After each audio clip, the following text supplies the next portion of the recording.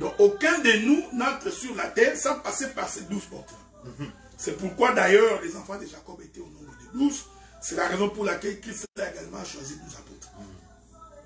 Maintenant, quand tu traverses l'éternité pour entrer dans les temps, en passant par cette porte-là, obligatoirement, tu dois traverser les lieux célestes. Donc, les mondes des ténèbres savent que tel homme vient de naître. Okay? Maintenant, s'ils veulent t'avoir, ils peuvent bloquer ton étoile, c'est-à-dire la porte par laquelle tu es entré. C'est pourquoi. Avant même que tu n'arrives sur terre. Exactement. Tu comprends? C'est pourquoi je voudrais lire l'écriture. Christ a répondu à ces choses, toujours dans Éphésiens. Écoutez ce qu'il est écrit. Éphésiens chapitre 2, verset 6. Écoutez, la Bible dit ceci. Je prends verset 5. Nous qui étions morts par nos offenses, il nous a rendus à la vie avec Christ. C'est par grâce que vous êtes sauvés. Écoutez maintenant. Il nous a ressuscités ensemble et nous a fait asseoir ensemble dans les lieux célestes en Jésus-Christ. Vous voyez? Donc, tous les combats de l'homme se passent dans les lieux célestes. C'est pourquoi vous allez remarquer, les principautés, les démons, les autorités et les princes de ce monde, les méchants, qui opèrent dans les lieux célestes, déterminent aussi les comportements des gens qui vivent sous ces conditions. Donc, quand vous allez en Belgique, vous allez vous rendre compte que les Belges ont un type de comportement. C'est lié aux principautés dans les lieux célestes. Donc, restons près d'ici. On est du parti, on est sur la partie Québec. Quand on traverse l'Ontario, c'est tout à fait différent. Tu as l'impression que tu es dans un pays différent. Parce qu'il y a des principautés. Malheureusement, les principautés africaines, ils sont dans les bouffées, on va te bouffer, on va te manger, je prendrai ta place. Mais eux, ils le font de manière mystique. Vous vous souvenez, il y a, parce que moi j'ai grandi à Yolo, il y a un quartier à côté là qu'on appelle Kamombé. J'ai déjà entendu parler de ça. Je crois, si les gens se souviennent, vers les années 90 ou 94, le président de la République à l'époque a voulu, comment on dit, mettre de la lumière. Donc, parce que c'était, il n'y avait pas de lumière. Il n'y avait pas de lumière, c'était complètement noir. Il fallait mettre les poteaux électriques pour éclairer les quartiers qu'on appelle Mombele. Et quartier Mombele était réputé qu'il y avait des grands sorciers. C'était réputé que si tu trouves des sorciers, c'est à Mombele. Vous vous souvenez de celui qu'on appelait Mort-Mort? Moi je me rappelle des Mort-Mort habitait Mombele. Donc tous les grands féticheurs de sorciers habitaient Mombele. Alors il y a eu des blancs qui sont venus avec les projets pour électrifier Mombele. Alors, je vous informe que les blancs là qui travaillaient tombaient avec. Et Mombele n'a jamais été électrifié. Mais s'il est ici, il ne comprendra pas ça. Mon prof qui m'a donné le cours, quand je faisais ma maîtrise en sociologie, qui m'a donné le cours de la sociologie de la connaissance, ce prof-là, il faisait sa thèse avec les Inuits. C'est ici au Canada, donc les autochtones. Mais il partait, il faisait ce qu'on appelait l'observation participante. Il allait vivre avec eux, manger avec eux, être avec eux. Mais elle nous a dit quand elle rentrait, elle ne dormait pas. Parce que les entités mystiques de la contrée l'envoûtaient. C'est pourquoi des fois il faut faire attention là où vous mettez les pieds. Quand vous naviguez. Donc, c'est pour dire tout simplement que chaque pays, chaque territoire, chaque quartier a ses principautés. Et quand on n'est pas en Christ, ces principautés ont de l'influence sur nous. Donc, les Italiens, ils habitent Ngaba Makala. Donc, c'est une principauté. Quand tu vas à Bandage, tu ne trouves pas les Italiens. Donc, les Kuluna, bien qu'aujourd'hui ils sont un peu partout, mais les sièges des Kuluna, c'est connu. C'est cette contrée de Makala, Yolo, Kalamu. Parce que ce sont des principautés. C'est pas un hasard. C'est pas un hasard. Donc, maintenant, quand tu es dans un quartier comme ça et que tu ne connais pas Christ, il y a de fortes chances que tu tombes dedans. Tu vois ce qui se passe. Donc, aujourd'hui, bon, regardez, c'est pour dire que, effectivement, c'est pourquoi Paul dit, notre vie est cachée en Jésus, dans le lieu céleste. Parce qu'il sait que c'est là-bas qu'il y a de l'influence satanique. Puisque nous sommes, pendant que je vis ici sur la terre, en fait, ma vie se trouve cachée en Christ Jésus, mais dans les lieux célestes. Ainsi, il ne peut pas m'avoir. Parce que s'ils t'ont eu sur le plan céleste, et bien sur le plan infrastructure, nous verrons la conséquence de ce qui va t'arriver. D'accord. Toujours en parlant des conséquences, docteur, je prends par exemple Proverbe 14, 12. Ça dit, telle voie paraît droite à un homme, mais son issue, c'est la voie de la mort. Alors, quelles sont les conséquences pour ces personnes-là qui jouent avec les puissances des ténèbres sans s'en rendre compte? Parce qu'il veut avoir, qui va voler l'étoile de quelqu'un, qui va bloquer quelqu'un et tout ça. Et tout. Sur le champ, ils ne se rendent pas compte de c'est quoi, qu'est-ce peuvent être les conséquences? Mais la question, c'est parce que l'homme ne prend pas garde. La plupart des gens qui se sont lancés dans l'occultisme, nous connaissons tous leur fin. Je ne sais pas si vous avez un témoin de quelqu'un qui a vécu l'occultisme et qui est mort heureux. Et les repentis qu'on voit souvent sur Internet, oui, voilà, célèbres mais ils sont misérables aujourd'hui. Mais ils sont misérables aujourd'hui. J'ai toujours pris l'exemple de tous ces Mobutistes qui ont fait du bon temps à l'époque. Mais où est-ce qu'ils en sont aujourd'hui? Qui d'entre eux est tenté de se réjouir de ces biens? Qui? Il y a vraiment une, comment je dirais, il y a vraiment pas une réponse, il y a vraiment une explication spirituelle qui est là. Mais non, quand le diable les donne, il retirera.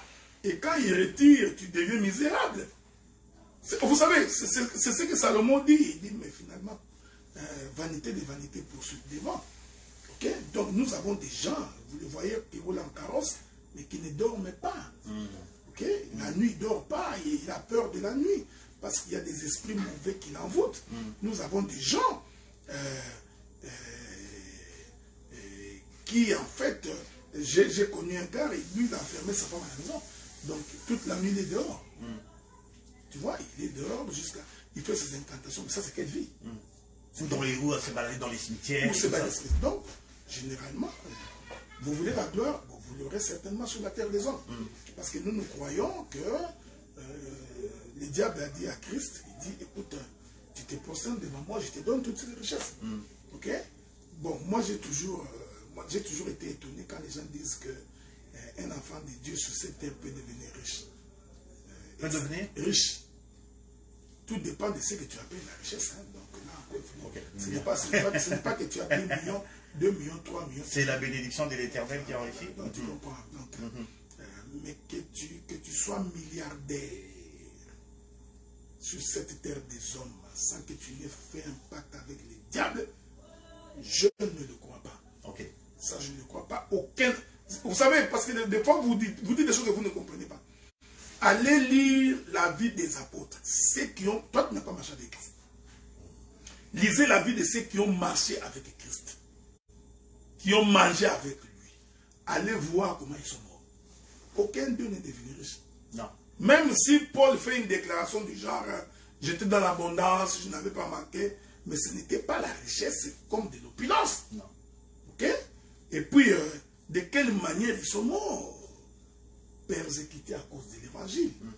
Allez lire la manière dont les apôtres sont morts. C'est historique, hein? Ça, vous pouvez aller vérifier ça. Donc, ce que nous voulons dire, c'est pourquoi David avait dit, Dieu ne me fait pas extrêmement riche, de peur que je puisse m'écarter des devoirs. Il ne me fait pas trop pauvre. Ça, je vous dis, frère, quand tu as vraiment beaucoup d'argent, un esprit aussi va entrer en toi. Docteur, attention de ne pas dire que quelqu'un à l'heure actuelle qui est sur Terre, qui est croyant, mais qui est milliardaire, c'est quelqu'un qui n'est pas... Qu'est-ce que vous êtes en train de dire, docteur? Qu'est-ce que vous êtes en train de dire réellement? Qu'il faut nécessairement, en tant qu'enfant de Dieu, il faut nécessairement être pauvre, là, on tombe dans le catholicisme. Non, c'est pas ce que j'ai dit, mon bien-aimé, ça. C'est pas ce que j'ai dit. Écoutez, des fois, il ne faut pas faire une déclaration pour faire, ok? Dans ces pays où nous sommes, Même là où partout les gens sont. L'effort peut faire en sorte que... C'est ce que je dis, partout où vous êtes là, dès que vous déposez $1 milliard dans un compte, mais tu sais ce qui va arriver, non? Tous les occultistes, ils savent qu'il y a quelqu'un qui a $1 milliard. Vous voyez, les gens, ils disent des choses qu'ils ne comprennent pas. Bon, je ne sais pas, peut-être que tu l'auras de quelle manière, tu mettras à la maison. Donc, je prends un exemple. Quelqu'un ramasse une pierre précieuse qui coûte 2 milliards. Mais il ne peut pas vendre ça. Non. Il ne peut pas vendre.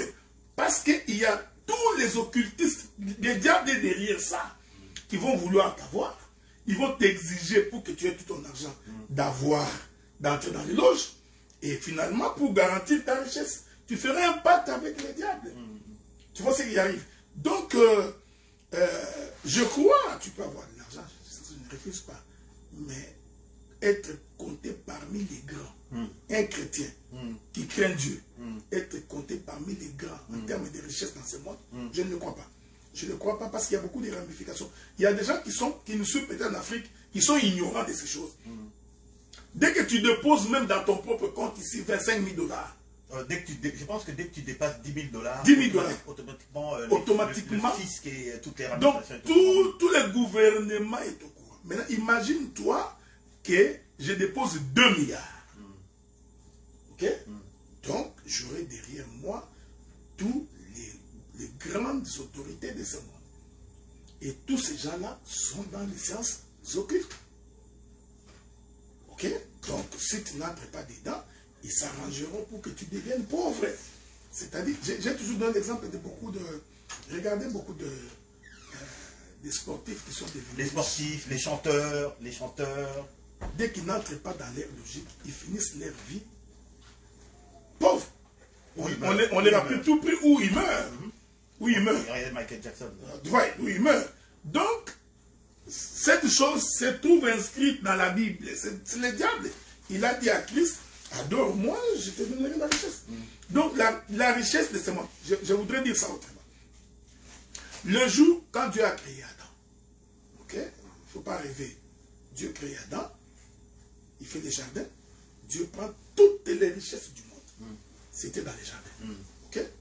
Il prend Adam, il le met dans les jardins. Adam était un homme riche. Il gérait le sous-sol et le sol. Ok?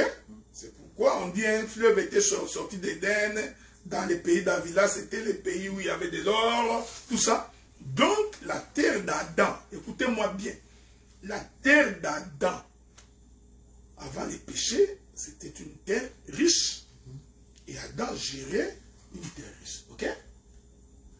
Le diable vient tenter Adam. Adam tombe dans les péchés. Ici, Adam venait de perdre son autorité. Il venait de perdre toute sa richesse. Adam qui n'avait pas peur d'une souris, après le péché, il a perdu une souris. C'est pourquoi aujourd'hui, tu verras même un chrétien, dès qu'il voit un gros rat, il monte sur la table. Okay? Un petit renard, tu fouilles. Il y a même des gens qui fouillent même les coqs. Parce qu'il y a des coqs méchants. Les coqs, tu peux taper comme ça, mais l'homme fouille les coqs, pas les coqs. Donc, l'homme a perdu son autorité. Il a donné ça à qui? Au diable. Et l'Éternel va... Ça, je n'entre pas dans la prophétie. Hein. L'Éternel l'a chassé du jardin.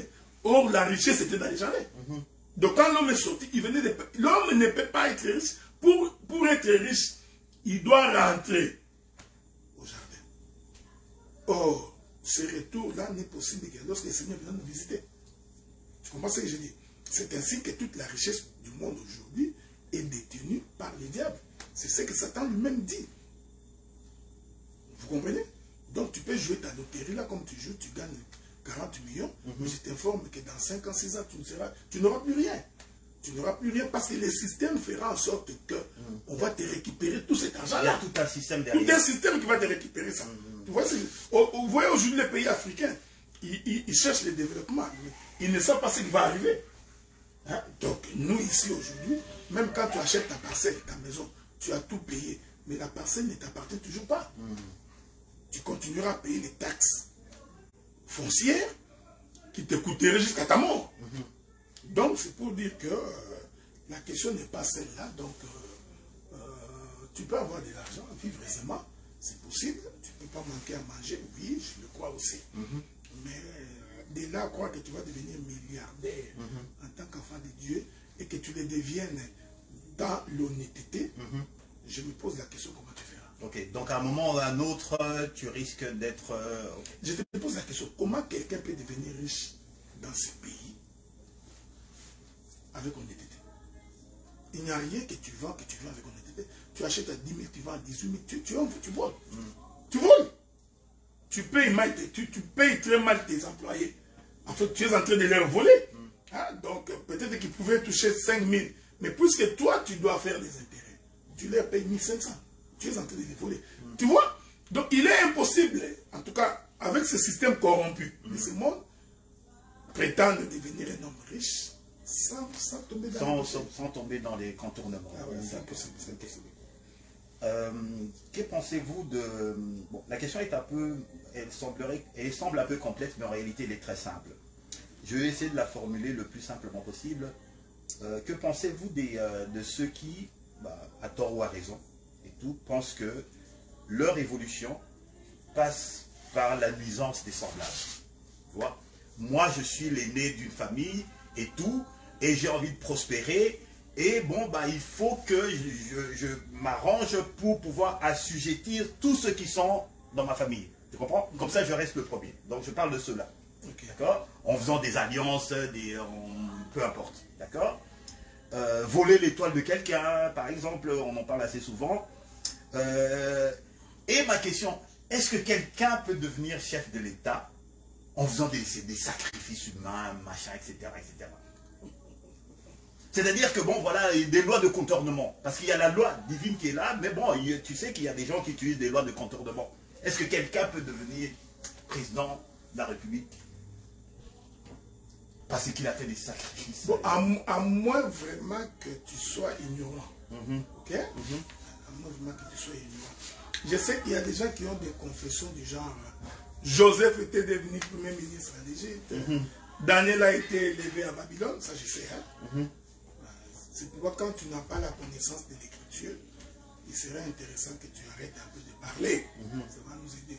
Ce qui est arrivé à Joseph n'a rien à voir avec ton pays, là où tu vis aujourd'hui. Ce qui est arrivé avec Daniel n'a rien à voir. Mais nous croyons que Dieu peut élever quelqu'un. Dieu peut t'élever, Dieu peut faire de toi une grande personne. Mais je crois qu'il y a des niveaux où tu ne peux pas aller. Ok? Il y a des niveaux où tu ne peux pas aller. Je prends l'exemple de Joseph. Je le prends, non, de Daniel. Je le prends par l'exemple, ok? Je voudrais que vous me compreniez bien. Je le prends par l'exemple. Daniel arrive à Babylone, il est élevé, il est dans la cour du roi. Jusque-là, il n'y a pas de problème. Mais jusqu'à ce que le roi va décider qu'il faut adorer la statue. C'est une forme de dire que Daniel, à un moment un autre. Oui, Daniel il s'est rendu compte que je ne peux pas faire ça parce que c'est contre ma foi. Le système mondain est pareil. Donc, à un moment donné, parce que ça il faut le savoir. Vous savez aujourd'hui, il y a beaucoup de gens qui rêvent. Le clientélisme politique existe partout, même dans ces pays ici. Okay? Donc, quand Trudeau prend les gens dans son cabinet, il ne prend pas n'importe qui. Il prend les gens de sa connaissance, de son entourage. Il sait ce qu'il fait. Donc, d'ailleurs, vous savez, il y a tout un dossier aujourd'hui là sur les marchés des millions de dollars qu'ils ont donné à une compagnie, à une société américaine. Donc, on vérifie plus tard que le président de cela, il est l'ami du Premier ministre. Donc, vous voyez? Donc, ce sont des choses auxquelles vous ne pouvez pas échapper. Le système tel qu'il est fait, vous ne pouvez pas échapper. Maintenant, ce que je voudrais dire, c'est celui-ci. Le monde aujourd'hui est tenu par le diable. C'est pourquoi Christ dit, il viendra nous prendre pour nous enlever. Parce que le monde est corrompu. Le monde, lui, ne changera pas. Ok? Il ne faut pas rêver que je changerai le monde. Mais on a un président chrétien, il va changer le pays. Non. Ça, ce sont des rêveries. Okay? D'ailleurs, beaucoup sont redescendus sur terre. Ils ont pensé que si on a un président chrétien, non. C'est-à-dire que quand on est en dehors du système, on a une autre image. quand tu entres dans le système, tu te rends compte que le système est assujetti. Le système est fait en sorte que il y a des lobbies, des gens, des francs-maçons, des rosicruciens qui donnent des ordres. Ça, c'est une chose que vous devrez savoir. Vous devez les connaître. Je crois que vous le savez. Non, c'est parce que, vous savez, souvent les gens nient l'existence même des... Écoutez, les gens nient l'existence de certaines personnes qui nient l'existence même des démons, etc. Les gens ont du mal à croire à ces choses. Non, non, mais moi j'ai toujours dit, j'ai toujours prêché ça, pardon. J'ai toujours dit, vous croyez que vous êtes un enfant de Dieu. Vous y croyez, non? Mais pourquoi vous ne croyez pas qu'il y a aussi quelqu'un comme toi, qui s'habille comme toi, qui est un enfant du diable? Celui-là ne fera jamais du bien. Non. Et ce sont ces gens-là qui ont accès à la richesse du monde parce que c'est leur père qui leur donne. C'est pourquoi tu verras quelqu'un, il fait un pacte, il entre dans ce qu'on appelle la fraternité. Il entre dans ce qu'on appelle la fraternité. Maintenant, quand il y a des postes qui rémunèrent bien, ça se donne dans la fraternité.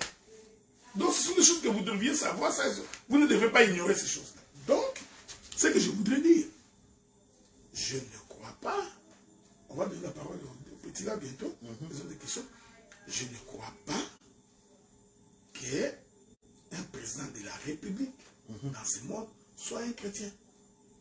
Et, en tout cas, il va être confronté à des choses difficiles pour qu'en tant que chrétien, qu'il puisse l'appliquer. D'abord, il est membre d'un parti politique. C'est anti-doctrine. Parce que déjà, le fait que tu choisis un parti politique, c'est-à-dire que tu es contre un autre parti politique. Ton idéologie est différente de l'idéologie des autres partis politiques. Donc, tu deviens du coup idéologue. Mais tu vois que ça ne marche pas avec la foi chrétienne. Maintenant, quand tu vas en campagne, qu'est-ce que tu fais? Tu t'arranges pour ridiculiser les autres, démontrer qu'ils sont incapables. Et tu fais des promesses que tu ne vas pas tenir. Voilà. Là encore, c'est contre la doctrine chrétienne. Voyez-vous?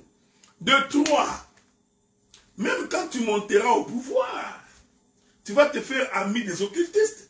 Les chefs coutumiers qui ne prient pas Dieu, qui n'ont pas ta foi, vont devenir tes collaborateurs. C'est aussi contre la doctrine.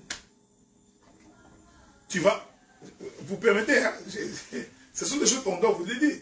En tant que président de la République, nous sommes attaqués par les Rwandais. Ça, je prends l'exemple du Congo. Qu'est-ce que j'ai fait? Je suis en train d'armer les forces armées congolaises. Pour faire quoi? Pour tuer les Rwandais. Mais c'est contre ma doctrine. David a été en guerre. Ah, mais c'est ça que j'ai dit. Quand tu prends David en exemple, tu n'as pas compris. Non, non, je veux dire que bon, expliquez-nous un peu. C'est ce que j'ai dit. Le combat de David que David a fait, c'était un exemple pour nous enseigner les choses spirituelles. C'est-à-dire que les combats que nous aurons avec les diables, ce n'est pas qu'aujourd'hui nous combattons les gens physiquement. Parce que ça poserait un problème. Christ vient, il vous dit, je vous ai appris, on vous a appris à haïsser vos ennemis. Ne leur parlez pas. Moi je vous dis, aimez vos ennemis et priez pour eux. Vous voyez? C'était pour dire. Donc, les combats de David et de Samson, ces combats-là avaient une portée spirituelle. Pour nous enseigner, nous servir d'instruction. Mais aujourd'hui, si je suis devenu président de la République, je ne laisserai pas mon pays être agressé. Donc, il y a la pression partout. Je vais armer les jeunes gens, les tuer. Mais ce que j'ai fait là est contre ma doctrine. Donc, honnêtement, mes frères bien-aimés, donc un chrétien ne peut pas être président de la République. En tout cas, pas dans ce monde. Nous attendons les milléniums. Moi, j'attends les milléniums. Quand le diable sera enchaîné, et qu'il y aura la paix, pas de guerre, et que Christ viendra régner là, avec son épouse, là, vous me verrez en campagne électorale pour devenir président de Taïwan. Je pense que la jeunesse a des questions. Est-ce qu'il y a une question? J'ai des questions. Ma première question, c'est celle-ci. Le docteur vient de dire qu'un enfant de Dieu ne peut pas devenir un président de la République. Donc, selon moi, je peux dire que c'est limité Dieu, parce que je crois à l'élévation de Dieu. Si Dieu a permis à Daniel de s'asseoir, d'entrer dans le palais royal, même Joseph, jusqu'à ce jour, je crois que c'est possible. Et ma deuxième question, c'est celle-ci. Le docteur de là dit que la richesse est détenue dans la main du diable. Oui. Donc, un enfant de Dieu ne peut pas être milliardaire, c'est ça, non? Non, oui. Ah ouais, c'est quelque chose déjà. Oui, je comprends. Ouais, ouais. Non, okay. J'ai posté ça sur WhatsApp et un prophète vient me dire que il m'a posé pourquoi il a dit ça. Je lui ai dit que la richesse est dans les jardins d'Éden et les richesses de ces siècles est détenues dans la main du diable. Voilà pourquoi Satan même a eu l'audace de présenter à Christ les richesses de ce monde. Il m'a dit oui, il a raison. Et ma question est celle-ci. Si vous avez prié pour la fille unique de Bill Gates et sa fille est guérie ou sauvée, pensez-vous que vous serez toujours pauvre? Ok. Bon, je vais revenir à ta deuxième question après. Si j'oublie, tu peux toujours me rappeler. D'accord. Regardez. Nous croyons à l'élévation des dieux. Oui. Okay? Ça, on n'a jamais dit le contraire. Ça, on ne peut pas réfléchir. Mais nous disons que cette élévation-là ne peut pas aller enfreindre la pensée de la prophétie. Parce que si elle enfreint la pensée de la prophétie, ça va nous poser un sérieux problème. Voici la pensée. J'ai donné quelques éléments. Si, parce que on est dans une interview, hein, si on faisait un enseignement sur les 70 semaines de Daniel, vous allez vous rendre compte que le système politique est corrompu. Il est corrompu au plus haut point. Des fois, quand on grandit, il faut faire des analyses. Comment expliquer que nous sommes, moi je suis congolais, dans mon propre pays, ma propre richesse sous mon sol, je suis incapable de déterminer les prix. Donc, vous comprenez qu'il y a des forces plus supérieures que nous, malgré le fait que nous sommes là qui nous dirigent. C'est ce que nous sommes en train de dire aux gens. C'est-à-dire que Dieu ne peut pas contredire la pensée de la prophétie. Je prends un autre exemple. Pour que le Rwanda vienne à la table de négociation avec le Congo, il a fallu que les États-Unis d'Amérique ordonnent qu'il y ait. Je prends un autre exemple là. Les ONG, si c'est Washington White, quelque chose comme ça là, qui a fait un rapport sur le massacre à Goma. Mais cette ONG existe, ça fait 20 ans. Pendant 20 ans, ils observaient. Ils ne les ignoraient pas. Donc, vous comprenez que l'ordre est venu de quelque part. Pour dire, maintenant, mettez ça à nu. C'est là où je suis en train de dire, d'abord, sans prendre les Écritures, que le monde est dirigé par les occultistes. Le monde est dirigé par les fraternités. C'est connu. Ça, il ne faut pas l'oublier. C'est pourquoi vous trouvez des totems, des insignes. Ce sont des signes des gens qui sont dans les sciences occultes. Les gens qui sont en Afrique aujourd'hui savent. Nous, quand nous grandissions, les gens comme les francs-maçons de Maïkari, les Ekankars, ils ne s'exposaient pas. Non, non, effectivement.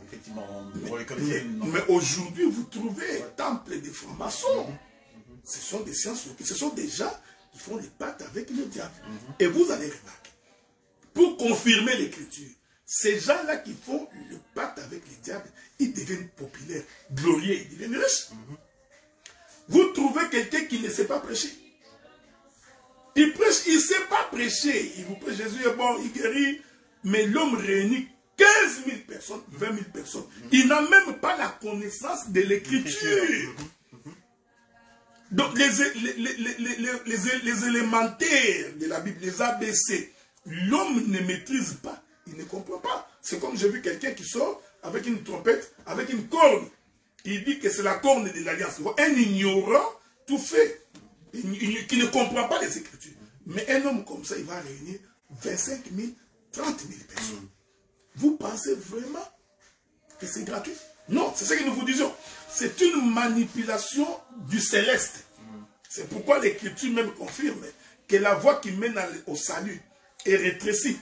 Peu les trouvent. Mais la voie qui mène à la perdition, elle est grande et beaucoup s'engouffrent.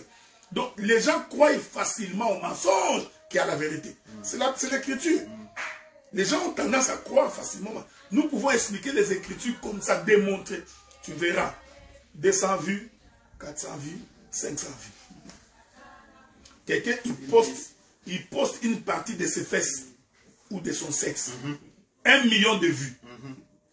Et vous trouvez des intellectuels, des papas, des gens qui ont étudié, qui vont aller regarder le sexe d'un individu parce qu'il a posté ça sur les réseaux sociaux. Et ils vont le partager. Hein. Et ils vont le partager. Et vous allez remarquer, vous pensez que c'est gratuit. Non, ce n'est pas gratuit. On aura l'occasion d'en parler. Parce que le monde des occultistes est lié au sexe. Ça, on en parlera. Dieu nous donnera l'occasion. Le monde des occultistes est lié au sexe. Et vous allez remarquer, la personne qui poste ça, deux fois, il a même fait un pacte avec le diable. Pour que tu sois renommé, tu dois poster tes parties intimes. Il s'arrange, il poste ses parties intimes. Des fois, on passe. Moi, je me suis toujours posé la question, comment ils font?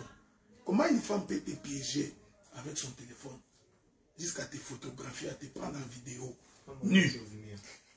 Nu. Oui.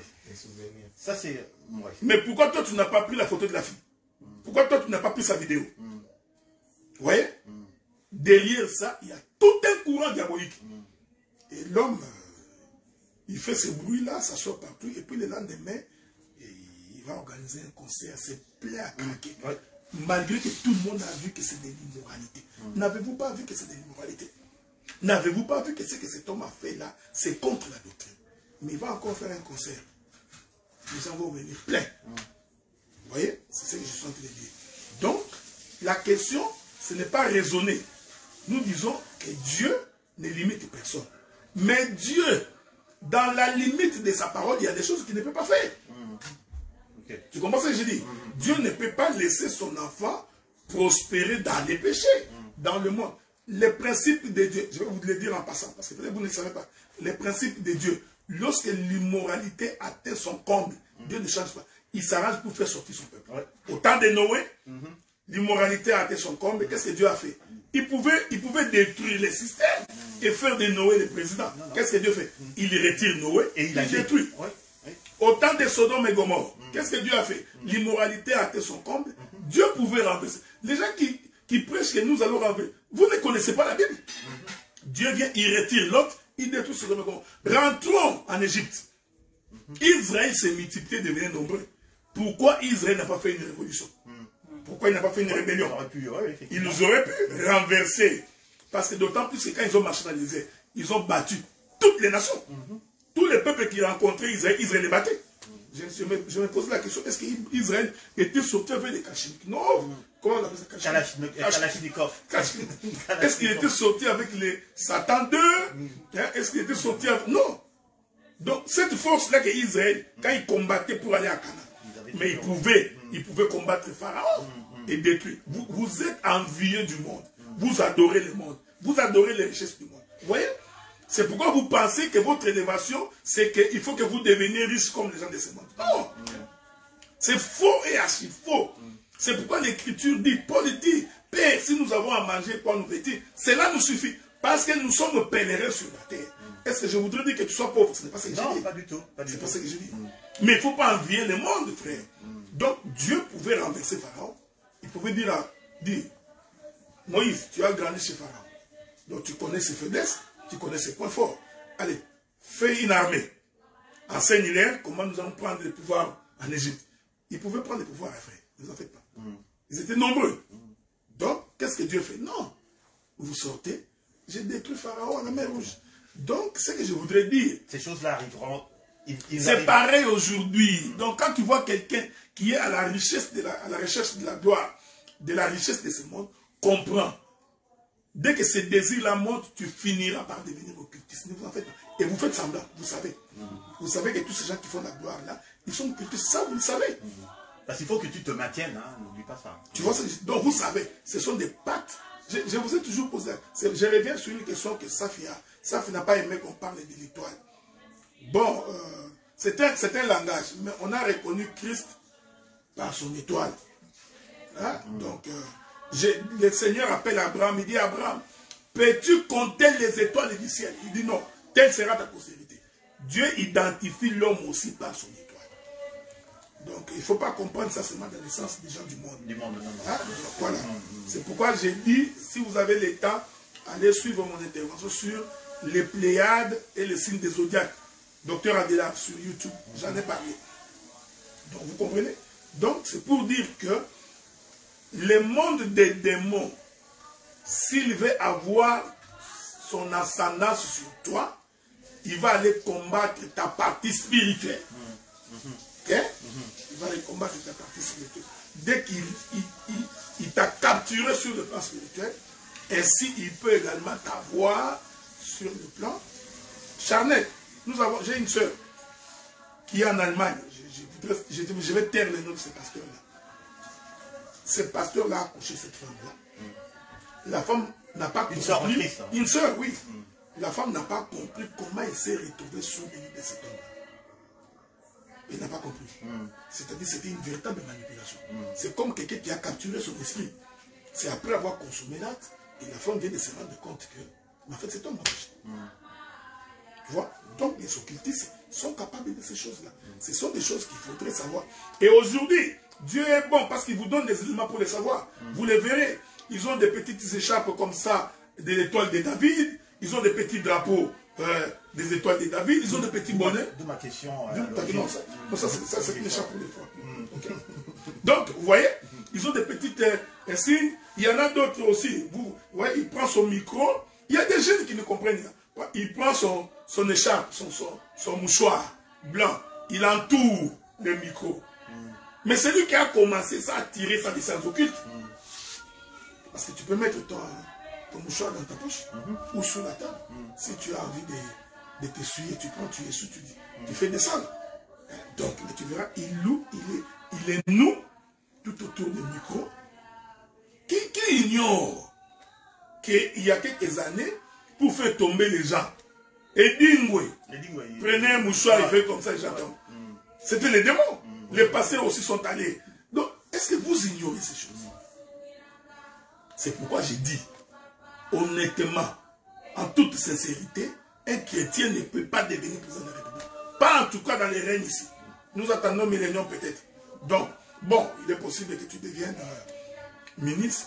C'est possible. Oui, ça, c'est peut arriver. Mais les fonctions mais je me dis toujours que même quand on devient ministre, il y a beaucoup de choses qui se font dans les ministères. Toi, en tant que chrétien, si tu le fais, tu as péché contre Dieu. Vous savez, non, il y en a beaucoup. Les contrats se négocient par des commissions. C'est du vol, hein? C'est du vol. Donc, les directeurs des cabinets sont dans les magouilles. Ça, c'est connu. Hein? Donc, et comment toi, ministre chrétien, tu vas t'en sortir? Donc, je crois qu'à un moment donné, essayons de redescendre sur terre pour dire que Dieu peut t'élever, mais Dieu n'autorisera pas que tu ailles jusqu'à terre. Exactement. Donc, c'est plus clair. Oui, la deuxième question était celle-ci. Il a dit que si vous avez prié pour la fille unique de Bill Gates et sa fille est guérie ou sauvée, pensez-vous que vous serez toujours pauvre? Ah, voilà une belle question. Tu pries pour la fille. D'abord, hein, je vais d'abord laisser cette partie-là pour ne pas susciter d'autres questions. Ça peut arriver que tu pries pour la fille de Bill Gates.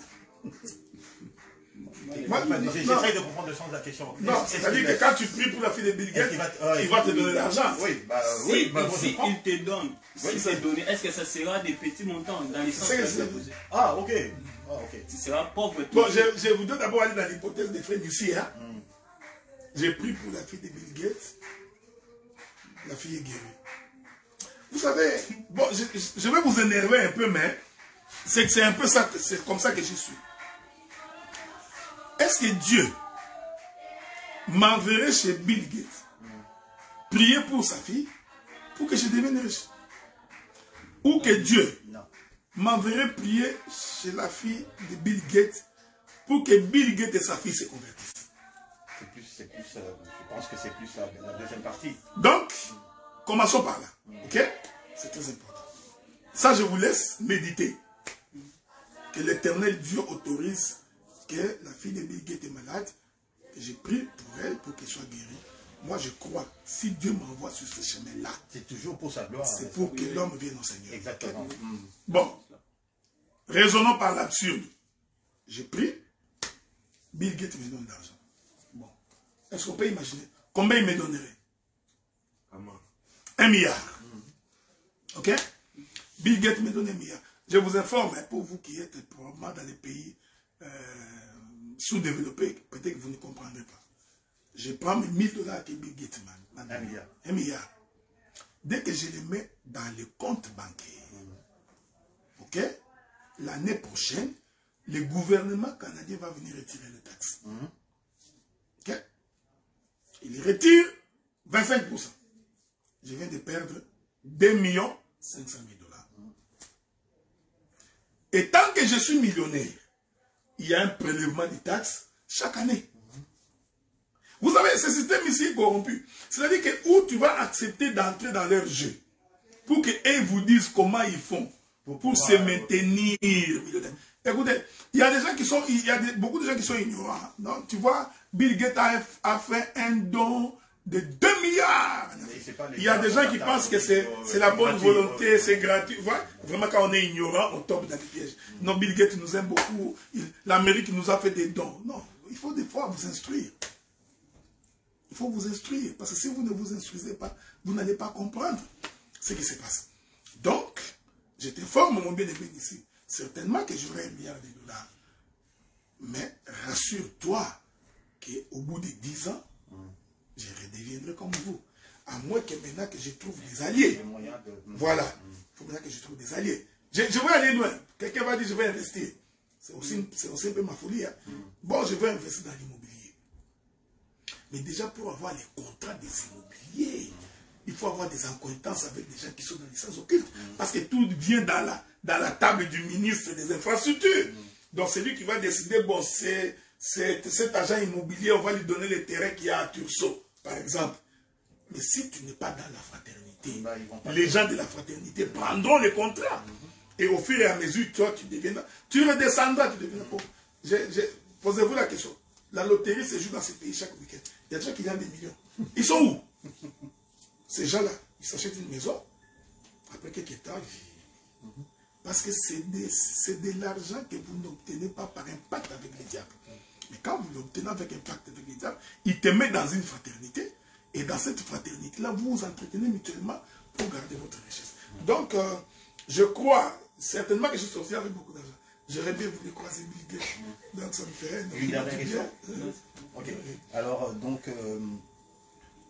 qu'est-ce que vous penserez si en fait, parce qu'il y a plusieurs questions, partie 1 et partie 2. Je pense que c'est ça qu'on va faire. Comme ça, on va récupérer, parce qu'il y a beaucoup de questions, on va essayer de récupérer les questions qui sont dans l'audience et pour pouvoir organiser donc la partie 2. Là, aujourd'hui, on va terminer avec une dernière question parce que je pense qu'il nous reste 15 minutes, hein, c'est ça? Oui. On va terminer par une dernière question. Donc, comme je vous dis, rassurez-vous, on va revenir sur le thème. Vous savez, il y a ça qui m'énerve. Hein? Parce que ça, je crois que c'est... Tu vois, quand tu es un télo, tu réfléchis vraiment en intellectuel. Malheureusement, nous réfléchissons en tant qu'enfants de Dieu, en tant que lecteurs. Qu'est-ce qu'elle a dit? Il dit, attention, cher docteur, cette crainte, le fait qu'Adam, nous avons peur des animaux, c'est surtout au fait que nous ne sommes plus aussi proches des animaux. Plusieurs aujourd'hui apprivoisent des animaux plus ou moins dangereux. Oui, mais j'ai entendu dire qu'un animal sauvage reste un animal sauvage. Parce qu'il y a des gens qui ont essayé, mais il y a eu des conséquences également. Oui, oui. Bon, je crois parce qu'à un moment donné, à un moment donné, l'animal retrouve son instinct. Oui, animal, il va te bouffer. Il va te manger. Donc, je t'aime bien, je voudrais te voir en vie. Donc, surtout, ne va pas un léopard, parce qu'il va te bouffer un jour. Donc, c'est comme un vampire. Ah, bon, bon, je suis ça dans les films. C'est comme un vampire. Tu vois, on fait des films avec un vampire gentil. Mais ce vampire gentil, quand il est en manque du sang, cette pulsion est plus forte, il finira par mordre quelqu'un. C'est comme un animal sauvage. Je crois que les animaux obéissaient à Adam parce que Adam obéissait à Dieu. Oui. Donc c'est tout. Donc aujourd'hui que nous sommes tombés dans le péché avec Adam, il y a des limites. Hein. Donc le moment où les animaux vivront avec nous en paix, l'Écriture le dit, c'est pendant les milléniums. C'est pendant les milléniums que nous serons en paix. La Bible dit que le loup et la chèvre mangeront ensemble et ils vivront ensemble. Je voudrais dire ça autrement. C'est dans l'arche de Noé. Hein? Il n'y a que dans l'arche de Noé que les lions n'ont pas bouffé Noé. Et que les lions n'ont pas bouffé la chèvre. C'est seulement dans l'arche. Oui. Dès qu'ils sont sortis de l'arche, les lions ont il y aura lieu. Parce que moi je me rappelle, quand on était au pays, mon neveu il avait 3 chiens. Mais vraiment des méchants chiens, hein. Tu ne peux pas rentrer dans la parcelle. Mais lui, il avait un singe. Et pendant la journée, c'était toujours la guerre, mais la guerre. Et la nuit, tu voyais le singe, les 3 chiens couchés, le singe allait se coucher sur le chien. Jusqu'au jour où, qu'est-ce qui est arrivé? Ben, les chiens, toujours en blaguant, en jouant et tout ça, et ils ont mangé le... Ils ont mangé le singe. Ils ont mangé le singe. Et pourtant, ça fait des années qu'ils habitaient ensemble. Ils ont mangé le singe. Alors, une dernière question. On va finir par là, il est 18h. Hein? Oui, on va finir par cette dernière question. Alors, c'est sur la grâce, en fait. Hein, c'est sur la grâce présidentielle. Okay. Je dis, un meurtrier peut se retrouver libre parce qu'il a bénéficié de la grâce présidentielle. D'accord? Donc, il y avait une sanction, il y avait une loi. Il a été condamné, il a été condamné peut-être à être exécuté ou quoi. Au bout d'un certain temps, le président de la République, c'est sa prérogative, il décide de lui accorder la grâce présidentielle, il devient libre. Tu vois? Mais qu'en est-il maintenant de la grâce divine et de ses conséquences par rapport à cette loi-là? Tu vois? Le président de la République me gracie. Est-ce qu'il existe également une grâce divine exceptionnelle également qui peut agir de la même façon? Non, je ne pense pas. Le problème, c'est que la grâce, selon les Écritures, c'est lorsque nous croyons au Seigneur. Ok?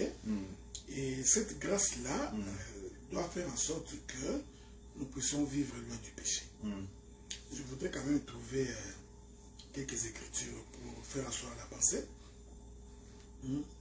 Donc, nous prenons par exemple les livres de Colossiens, je crois. Colossiens. Je prends le verset 2, chapitre 2, verset 13. Vous qui étiez morts par vos offenses, c'est pareil ce que vous avez dit, et par l'incirconcision de votre chair, il vous a rendu à la vie avec lui en nous faisant grâce pour toutes nos offenses. C'est-à-dire que le Seigneur nous accorde sa grâce en nous pardonnant nos péchés. Comme j'ai toujours dit, pour entrer dans Cana, il faut explorer Cana. Donc tu ne peux pas, sur base d'un seul verset, faire toute une doctrine. Il faut circuler les Écritures. Il faut marcher dans le pays des Cana pour avoir l'idée.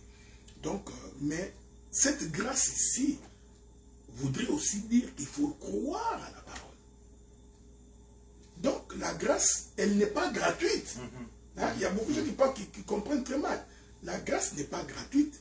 La grâce, quelqu'un a payé. Oui, la grâce est grâce pour autant que tu l'acceptes. Maintenant, pour l'accepter, malheureusement, Dieu a aussi mis les conditions.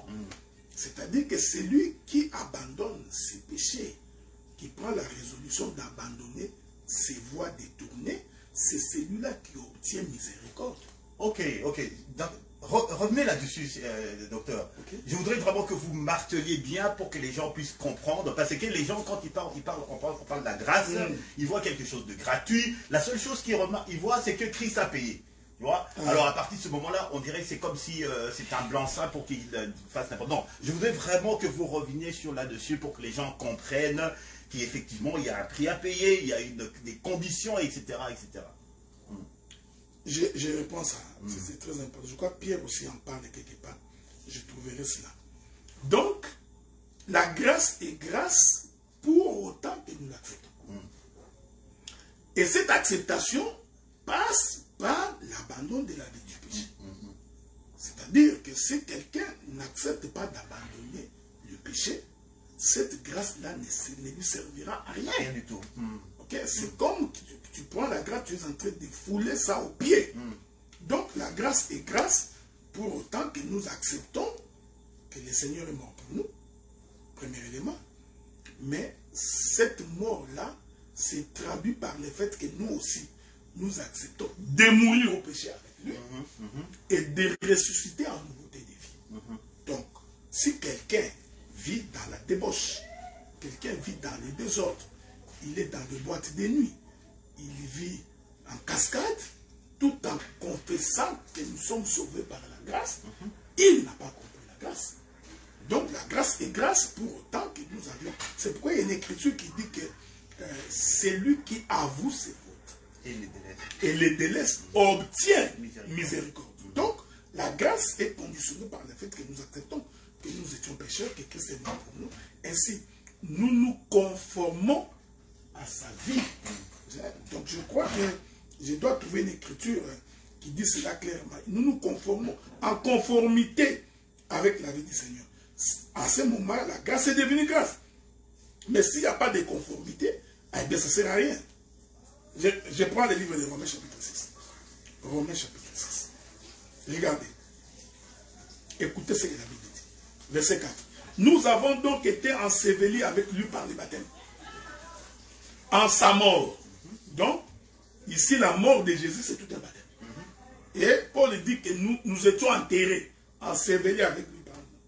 Afin que comme Christ est ressuscité de mort par la gloire du Père, de même que nous aussi, nous marchions en nouveauté de vie. Donc si quelqu'un dit qu'il a créé au Seigneur, il faut qu'il marche en nouveauté de vie. C'est ça, c'est alors qu'il obtient la grâce de Dieu. Mais ce n'est pas le fait que nous sommes sauvés par la grâce, nous sommes sauvés par la grâce, tu vis en désordre, tu fais ce que tu dis et puis tu considères que tu es sauvé par la grâce. Non, dans ces conditions-là, tu n'es pas sauvé par la grâce. La difficulté que nous avons avec les chrétiens d'aujourd'hui, c'est ça. C'est-à-dire que beaucoup de gens, ils vivent en désordre, ils ne respectent pas Dieu, ils ne croient pas à la parole de Dieu, ils ne marchent pas selon la voie de Dieu, mais cependant, ils disent qu'ils sont sauvés par la grâce. Donc, tu vois un peu... C'est une mauvaise compréhension. Petit, vous allez au salon? Petit, on a dit dans le thé, hein? On va pas gêner. Tu passeras à la maison pour manger. Ok, no problème.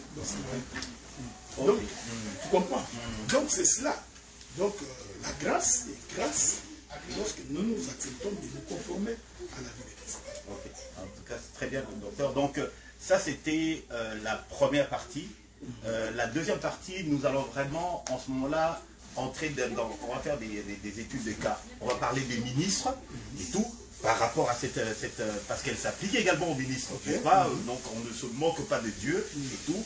C'est qu'un homme aura sémé, il le moissonnera. On parlera des ministres. On parlera des familles, donc des mariages, les gens, les conséquences de cette loi par rapport à ceux qui ne s'y conforment pas dans les familles. Tout. Donc on parlera vraiment des cas bien spécifiques dans la deuxième partie de l'émission qui aura lieu dans 2 semaines. Alors pour finir, Papi, Jessica, est-ce que vous avez des questions? Ok, d'accord. Moi franchement, je n'ai pas de questions. C'est étonnant, hein? Non, il faut les laisser en paix. Quand il n'y a pas de questions, on est en paix. On est en paix. Je vous pose de très bonnes questions. Nous, c'est pas ce que nous disons. Tu n'as pas de questions, c'est bon. Alors pour les questions, pour les gens qui ont posé des questions à travers le net, nous allons prendre le temps de bien les lire, de bien les compiler et en ce moment-là, nous allons les incorporer dans l'étude de la prochaine émission. Alors sur ce, docteur, est-ce que vous avez quelque chose une conclusion, enfin, disons, conclusion de la première partie par rapport justement à notre verset phare? Qu'est-ce que vous pouvez dire aux gens par rapport à ce verset-là? Je voudrais tout simplement leur dire qu'il faut faire attention avec les actes que nous faisons. Donc, ce que tu fais aujourd'hui peut avoir de l'incidence dans ce qui va t'arriver. C'est pareil avec les choix. Les choix que tu fais aujourd'hui détermineraient seulement ce qui va t'arriver dans les jours à venir. C'est pourquoi généralement quand tu veux faire un choix, tu veux prendre une décision, réfléchis très bien, essaie de voir les pour et les contre, les avantages et les inconvénients, et juge si c'est utile de le faire ou de ne pas le faire. Alors, dès que tu fais quelque chose, prends le courage d'assumer la responsabilité des actes que tu as posés. Mais au regard de tout cela, c'est toujours important de vivre la vie du Seigneur. C'est toujours important de croire au Seigneur et de marcher selon la voie du Seigneur. Je profite de ton plateau pour annoncer que demain dimanche, nous sommes à Montréal. Nous continuons notre partage sur mariage, divorce et fiançailles. La conférence est en lingala.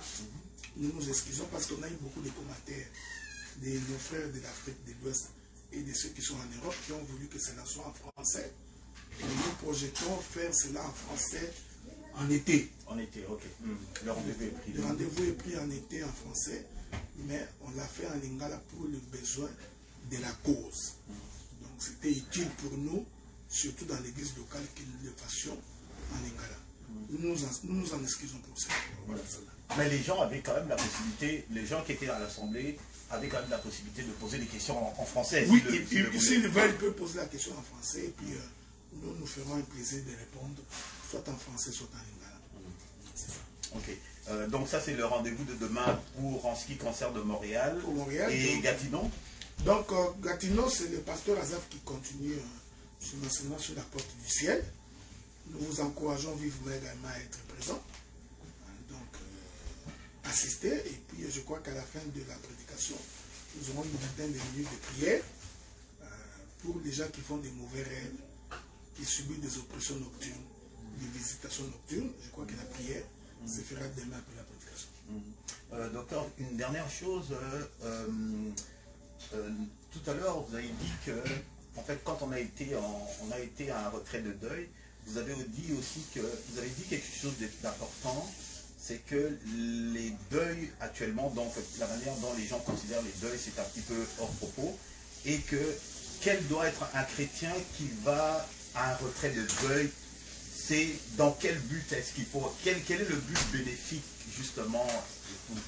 Vous avez dit quelque chose par rapport à l'attitude des personnes qui vont dans les retraits de deuil, parce qu'il y en a qui viennent pour s'amuser, il y en a qui viennent même pas pour consoler les familles et tout, mais vous avez dit c'est surtout également pour interpeller notre conscience, ça doit être une occasion pour interpeller notre conscience. Non, je voulais tout simplement dire que quand vous allez dans un deuil, considérez celui qui est mort, considérez sa vie, la vie qu'il a menée, considérez maintenant ce qu'il a laissé, et tu vas te rendre compte que tout est vanité, des vanités pour ce devant. Celui qui est mort va laisser son compte bancaire, il laissera sa femme et ses enfants. Si cette femme va laisser son mari, quelqu'un d'autre prendra l'homme ou prendra la femme. Donc, alors il faut juger qu'est-ce qui est important en tant que chrétien. C'est pourquoi je vous conseillerais de vous donner à Christ. De vivre la vie de Christ, je crois que c'est ce qui est important.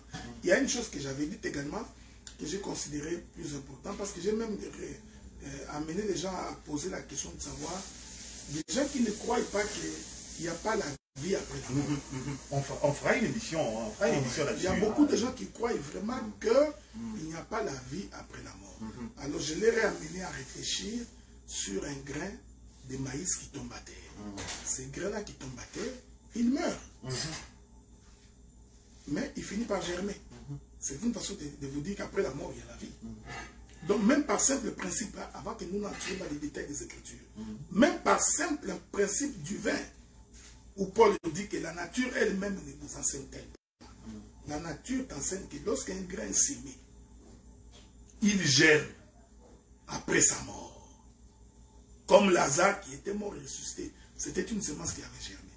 Donc, partant de ces principes, il faut te garantir une place dans l'au-delà. C'est-à-dire après la mort, qu'est-ce que tu vas devenir? C'est important. Voilà ce que j'avais ajouté aujourd'hui. En tout cas, merci beaucoup, docteur, pour ces propos. Ceci s'achève la première partie de notre émission sur la loi de cause à effet. Il y en a beaucoup qui appellent ça la loi du karma. Et dans l'émission prochaine, justement, on reviendra sur justement ce fameux karma. Les questions vont être compilées. On en tiendra compte pour la prochaine émission. Et sur ce, je vous souhaite bon appétit, bonne soirée, bon week-end pour tous ceux qui nous ont suivis. Alors, non, on a fini, que Dieu vous bénisse. Donc, on va écouter une chanson et puis on a fini.